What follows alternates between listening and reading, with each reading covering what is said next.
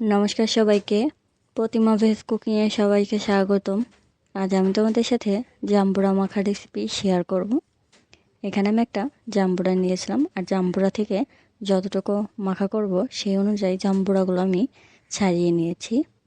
এবার জাম্বুরাগুলো আমি অন্য একটা বাটিতে নিয়ে নেব, এতে করে মাখানোটা সুবিধা হবে।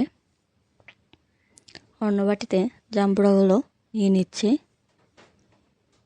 জাম্বুরাগুলো নেওয়া হয়ে গেছে। এবার বাদবাকি উপকরণগুলো দিয়ে জাম্বুরাটা মাখিয়ে নেব। এখানে দিয়ে দেব ধনিয়া পাতা কুচি আর কাঁচামরিচ কুচি।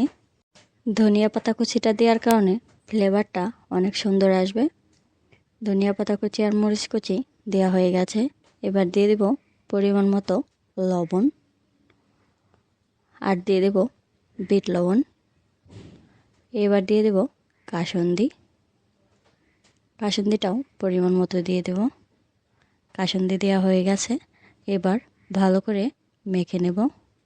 এই জাম্বুরা মাখাটা দেখেই কিন্তু জিভে জল চলে আসছে।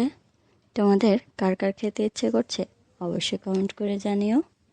আর জাম্বুরা দিয়ে তোমরাও এরকম একবার মাখা করে খেয়ে দেখো, আশা করি খুবই ভালো লাগবে।